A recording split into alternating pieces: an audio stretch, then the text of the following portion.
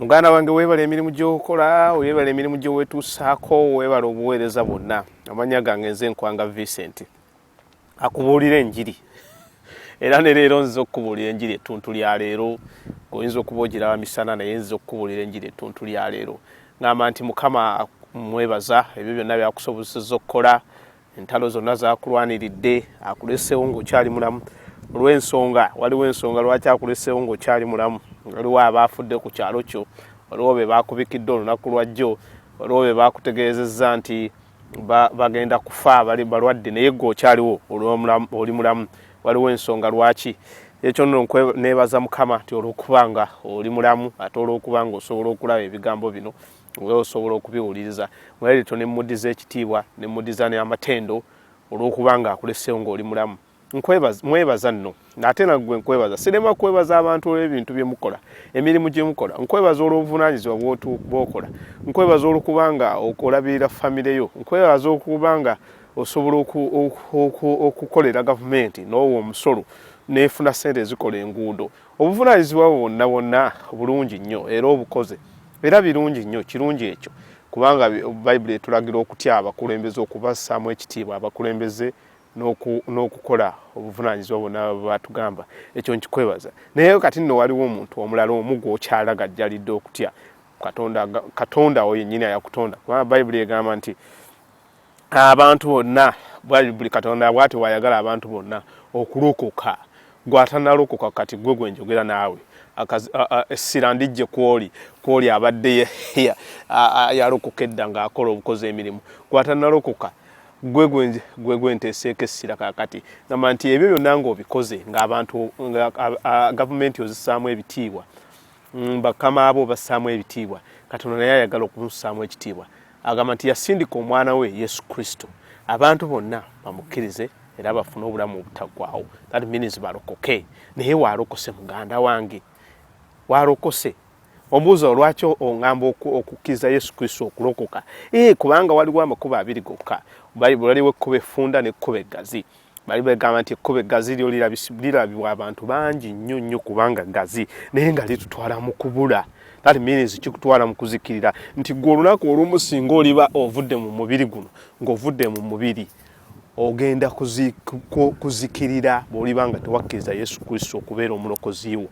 Yesu Kristo ye yajja okufiirira kubanga ffenna twali twonoonye. Nkyogera buli lwe mpostinga message kuno nenga nti ffenna twali twonoonye. Katonda n'agamba nti ensi nga njagadde ate nga baayonoona bagenda kuzikirira. N'asindika omwana we Yesu Kristo buli amukkiriza afune obulamu obutaggwaawo. Gwe nange n'abantu abalala bonna twali twonoonye. Tewaliwo yali mutukuvu nga tewaliwo n'omu yali abuze yabulawo. Tewaliwo n'omu. Ffenna twali twonoonye. Ate era nno ekyewuunyisa bwe tukkiriza Yesu Kristo atunaaza n'abeera nga atuddaabiriza bujja ng'amaanyi agali mu kigambo kya Katonda gatuleetera okukyawa ekibi, gatuleetera buli lunaku okubeera nga tukyawa ekibi. Waliwo abambuuza nti abalokole bagamba bw'olokoka ng'ofuuse mutuukirivu nga nedda si we kiri. Tuba tukkiriza nga tusala endinzi nga tuwulira tulemereddwa ekibi, kati Katonda n'atuwa amaanyi okuyita mu ye. Amaanyi mpola ne gagenda nga gakukolamu ng'oyiga omwoyo omutukuvu akuyamba n'akuluŋŋamya n'akuleetera okukyawa ekibi. Ekyo bwe kiri. Naye essira nditeeka ku kuggwe okubanga osembeza Yesu Kristo okubeera omulokozi wo. Kye weetaaga Yesu Kristo okubeera omulokozi wo. Bw'obanga tokikolanga okyali ku lusuubo, tolina bw'oyinza kuyingira bwakabaka bwa Katonda okuggyako ng'osembeza Yesu Kristo okubeera omulokozi wo. Ekintu ekyo kinnuma kubanga okibuulira abantu ate nga kyangu nnyo kukkiriza Yesu Kristo n'omutima gwo n'oyatula n'akamwa ko n'ayingira mu bulamu bwo. Naye buli lwe bw'obuulira abantu nga bakiraba kyangu nnyo nga bagamba nga bakinyooma Katonda ate nga ate bwe yatwagala kubanga yali atuteereddewo mu lubereberye yatuleerawo amateeka n'agamba nti anaagatuukirizanga yanaabanga omulamu. Naye amateeka gaali mazibu.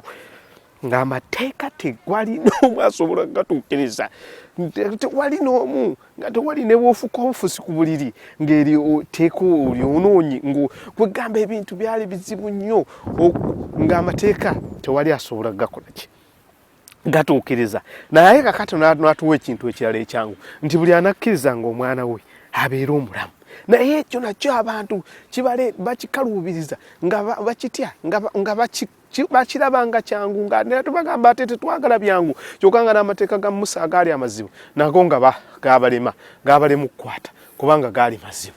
Naye mukanda wange nze mmanyi Kristo gwe weetaaga era obulamu bwo bwetaaga Kristo. Weetaaga Kristo okubeera omulokozi wo.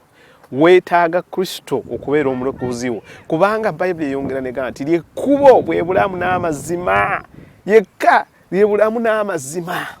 Ng'oyagala okuyingira eyo oyita mu mulyango guli.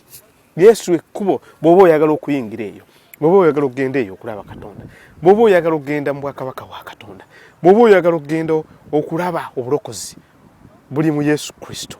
Yesu Kristo lyekkubo bwe bulamu n'amazima. Naye abantu tebaagalira ddala. Era bw'omwogerako ng'abantu abamu bagamba tebiwa makulu, tebiwa makulu. Naye nga bwe muli obulamu naawe okukyusibwa mu ebyo byonna n'ebyo byonna by'oyagala ebyo byonna ebikwesibyeko olina kusooka kunoonya bwakabaka bwa Katonda n'olyoka ofuna obuwanguzi mu bintu ebirala byonna. Kubanga gamba nti musooke munoonye obwakabaka bwa Katonda ebirala byonna bibagattibweko. Osooka olokoke n'enze ntwadde neyo family wrangles ebintu bitategeerekeka ojja kulaba nga bikola ki nga bitereera kubanga agambye nti musooke munoonye obwakabaka bwa Katonda. Ntera nnyo n'ensinkana abantu abamu ne baŋŋamba nti bw'olokoka kiki ekibaawo, bw'olokoka oba ki, bw'otolokoka oba ki, bw'otolokoka bw'otokkiriza Yesu Kristo kubanga yekkubo bwe bulamu n'amazima, obw'ova mu mubiri guno Katonda mwe yakuteeka ogenda mu kuzikirira. Bw'olokoka n'okkiriza Yesu Kristo okuba omulokozi wo kubanga yekkubo lye bulamu n'amazima, bw'ova mu mubiri guno ogenda eri eyo mu bwakabaka bwe gyali. Bayibuli eyogamba ye Kristo yennyini mu Yokaana 14 yagamba nti temutya emitima gyammwe gireme kubatya kubanga ngenda ewa Kitange, ngendo mu nnyumba ya Kitange mulimu ebisenge bingi oba amayumba amalala mangi, mansions ey'oluzungu, Uganda egamba ebisenge bingi nnyo. Waliyo ebisenge bingi nnyo. Takitegeeza ebyo ebisenge ebingi mugenda okubeera. Nze naawe mutugenda okubeera abakkiriza Mukama waffe Yesu Kristo. Ate era tulabira ddala Bayibuli bulungi abantu abaagaana Kristo nti waliwo ate era naawe walala abajeemu gye bagenda. Bayibuli era eraga nti waliwo omugagga omu nga waliwo n'omusajja omwavu yafu Lazaalo. Bayibuli egamba nti oyo omusajja omwavu bombi bwe baava mu mubiri guno nga bafudde, ffe tukiyita kufa mu lulimi lwange, omubiri guno nga bavuddemu. Oli agenda eri mu Geyeena mu kubonyaabonyezebwa, noono n'agenda eri. Naye Bayibuli egamba ate era eyongera n'ekubuuza singa ofuna ebintu bino byonna gwe byolaba. Waliwo omuganda wange ayaŋŋamba nti kulokoka kw'abaavu. Era yaŋŋamba nti Vincent sooka okole ssente olyoka olokoke. Yaŋŋamba nenga kikira nga sooka okole ssente olyoka olokoke. Ndokoke ng'ate ne Bayibuli era ekuga nti abantu mu biseera ebisembayo bajja kubanga baagala nnyo ssente. Tosobola kuweereza bakama babiri, tosobola kuweereza ssente, tosobola na kuweereza Katonda. Tosobola kugamba nti ofunye ssente nnyingi omale kufuna ssente nnyingi olyoka olokoke. Nedda, osobola okufuna ssente nnyingi nga ate tonnalokoka. Oyo osobola okufuna ne ssente nnyingi ng'olokose. Kati ekyo otereza bulamu bwo kubanga Katonda ate nze mmanyi osobola okufuna ssente nnyingi ng'omaze okulokoka kubanga Katonda yagaba wisdom. Ssente okuzikola weetaaga magezi. Omwoyo Omutukuvu yagaba amagezi. Bw'akuwa amagezi olwo n'okola ssente. Kakati oŋŋamba otya nti abalokoka tetuba tetukyagaggawadde? Tugaggawala kubanga Omwoyo Omutukuvu yagaba amagezi. Kakati ne bw'oba nga tosoose kugaggawala n'olokoka, ebyo by'obugagga osobola okugaggawala. Ekyo sure deal ndi sure nkimanyi osobola okugaggawala. Naye kubanga ye Katonda yagaba obugagga, ate era ne Bayibuli neyongera nekugamba nti omukisa gwa Katonda gwe gugaggawaza era ku gwo tagattako buyinike. Katonda tateeka buyinike ku mukisa gwe.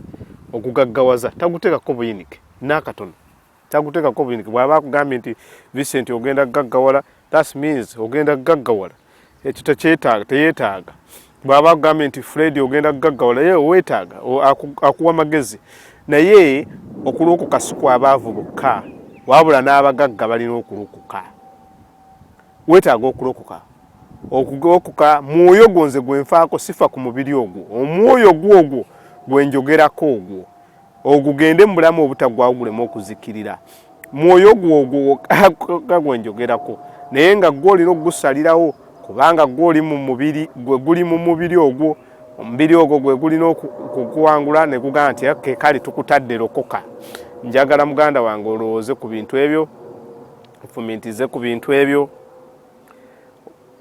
kubanga obulokozi obwetaaga Mukama Katonda yakutonda ozikirire yakwagala singa oba osomye ekitabo ky'olubereberye n'olaba Katonda bwe yatwagala n'atusukkulumya ebintu ebirala byonna yabitusukkulumyako yatonda ensi eno n'agituwa ate bwe tumujeemera kiba kibi nnyo yatonda ensi bwe yamala ogitonda n'agituwa tugifuge agamba Bayibuli y'Oluzungu egamba to have dominion n'atuwa obufuzi ku bintu byonna kaakati bw'omukkiriza kitegeeza na byonna bikugondera omwoyo gwo guliddayo ewuwe kubanga Bayibuli egamba nti yakola omubiri bwe yamala okukola omubiri n'akola omuntu n'amufuuwamu omukka ogw'obulamu omuntu n'abeera omulamu n'akuwa ekitundu ku ye Katonda yateeka ekitundu ku ye mu ggwe that means ekyo ekitundu kijja kuddayo ewuwe ekitundu ekikye kijja kuddayo ewuwe kino ekitundu eky'ettaka kiddeyo mu ttaka kati ekyo ekitundu ekyewuwe nze kyenjogerako ekiri mu ggwe kyenjagala osalirewo okolere okusalirawo okulungi kireme okuzikirira kireme okugenda mu muliro kireme okugenda mu bujeemu kubanga oleme okkijeemesa kireme okuzikirira twebaza Mukama olw'ekyo nebaza Mukama nti owulidde enjiri olunaku lwaleero kubuuliddwa naddala gwawulira Oluganda ekubuuliddwa tubuulidde enjiri tugibuulidde ekubuuliddwa kati okukkiriza kuli eyo ggwe okulokoka owona okuzikirira owona eggeyeena kyeweetaaga oyinza okuba nga okyusa oyagala okulokoka kati gamba nti ayi Yesu nkwebaza olw'okunjagala olw'okunfiirira ku musaalaba nkwebaza okunsonyiwa ebibi byange era yingira mu bulamu bwange obeere omulokozi wange obeere Mukama wange kyusa obulamu bwange nzijuza okwagala kwo nzijuza ekisa kyo mpa omwoyo omutukuvu andage bwe baagala abantu andage bwe basonyiwa